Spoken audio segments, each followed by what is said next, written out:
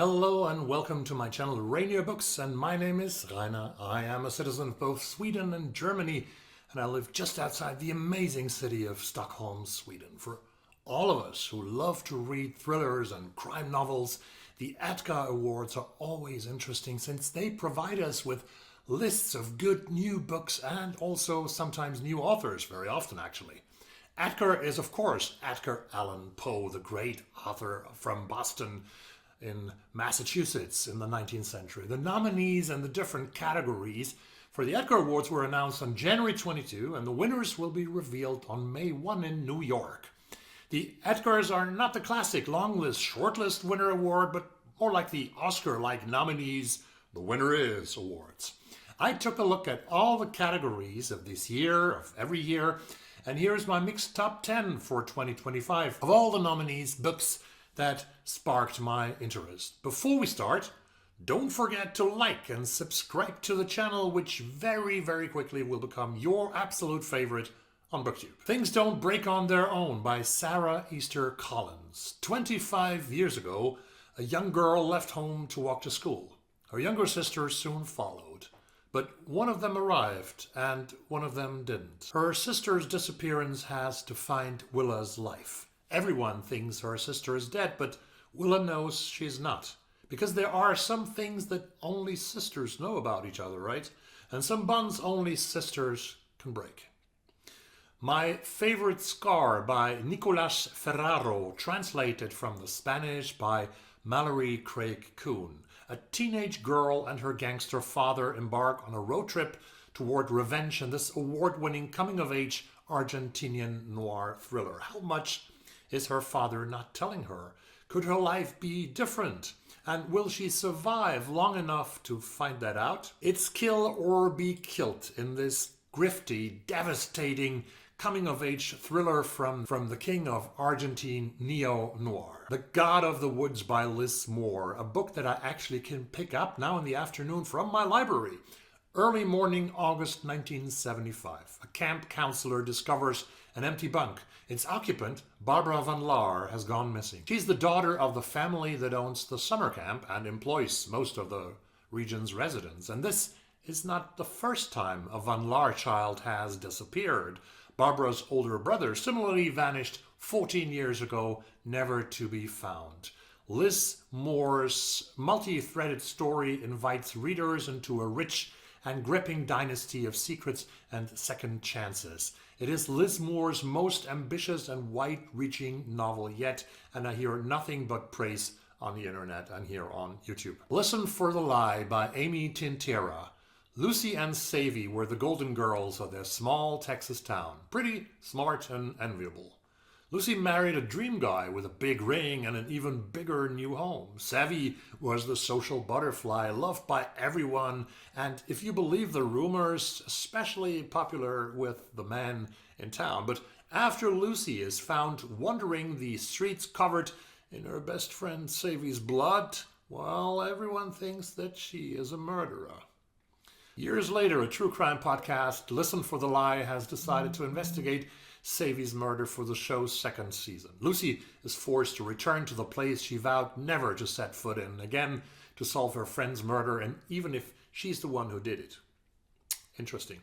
Twice the Trouble by Ash Clifton. Noland Twice is the protagonist of this novel, a star athlete turned private investigator.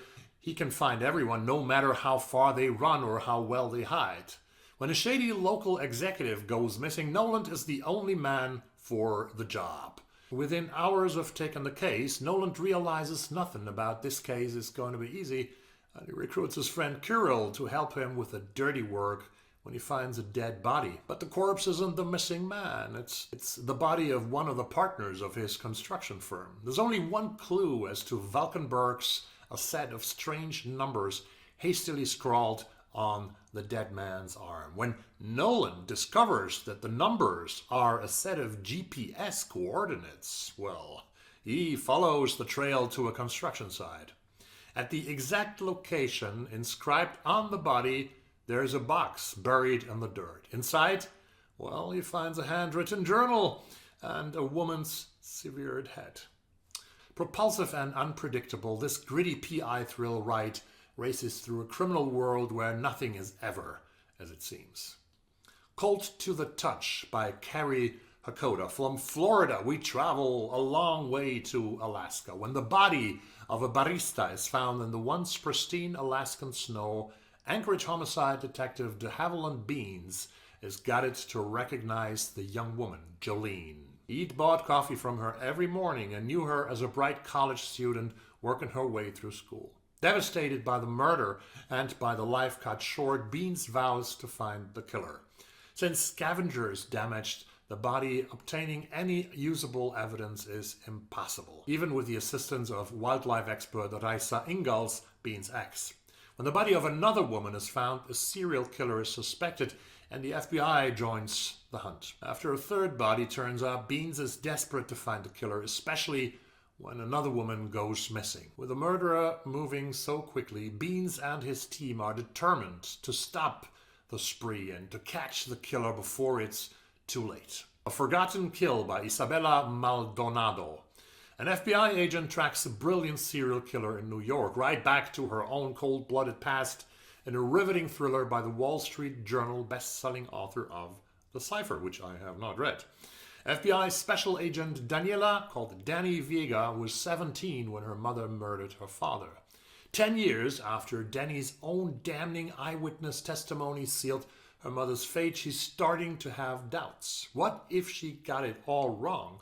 A veteran NYPD homicide detective agrees to reopen the closed case on one condition. Danny must help him find a serial killer who's been operating throughout New York City for the past decade. If anyone can decipher his patterns and his riddles, it's a trained codebreaker like Danny. The killer knows this too, and his next riddle and victim are meant just for her. For Danny, stopping a killer and learning what really happened to her father becomes more personal and more dangerous with each new twist. As secrets of the past are unearthed, the truth could forever change Danny's life and the lives of everyone she loves.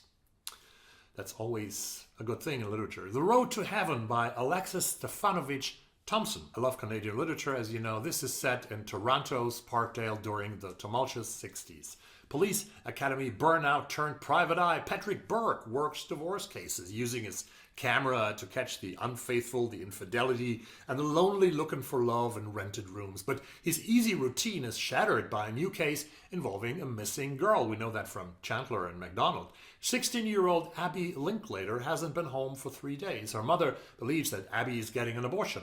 Her twin brother thinks she's studying at the library. Her best friend, though, couldn't care less. Her father has no idea. He just wants her home without any questions, without involving the police. Before the sun sets on the first day of his investigation, as Bert roams the streets of Toronto looking for the runaway he's caught, Drifter, prowling in the Linklater's backyard, stumbled into a creepy church with a belligerent minister, sparred with a client, been hit by a car, and discovered some loose ends in a bank robbery gone wrong a decade ago. And that was actually before he found the body. Which body, you may ask? Read the novel and you will find that out. The Vacancy in Room 10 by Serafina Nova Glass. When Anna Hartley's husband, Henry, calls her with a terrible, guilty confession, she cannot believe what she hears. But her confusion turns to horror when police find his body washed up on the banks of the Rio Grande.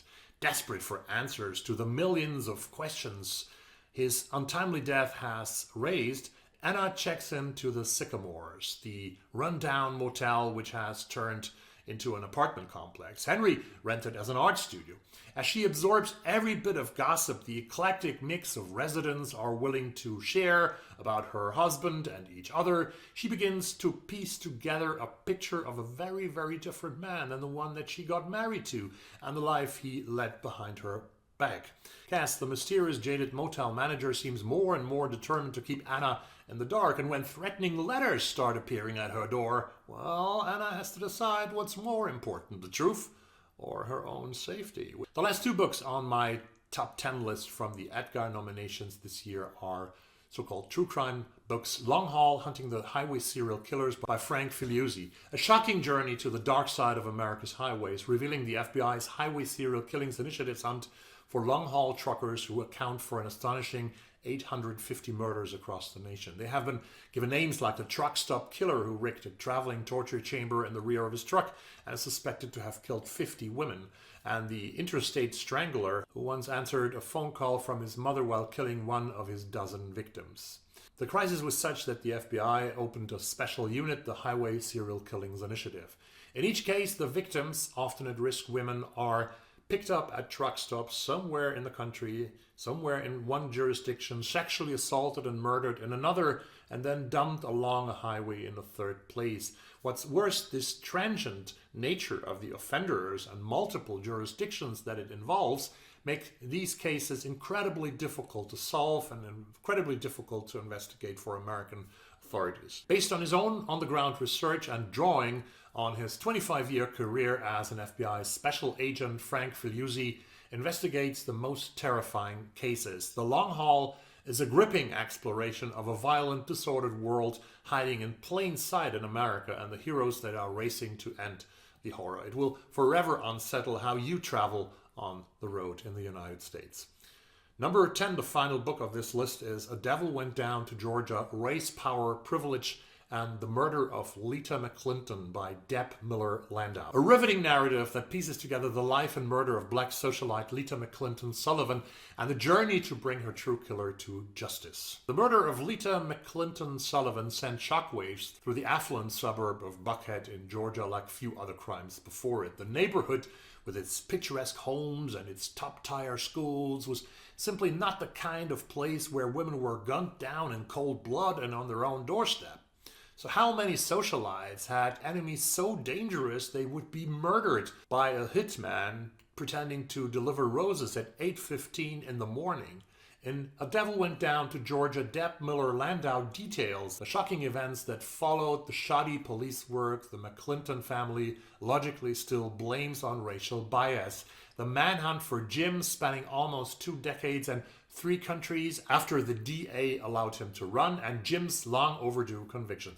The twists and turns of this trial seem never ending, but Landau's rigorous investigation is the first complete account of this tragic American crime and brings long overdue recognition to Lita and her family's fight for justice.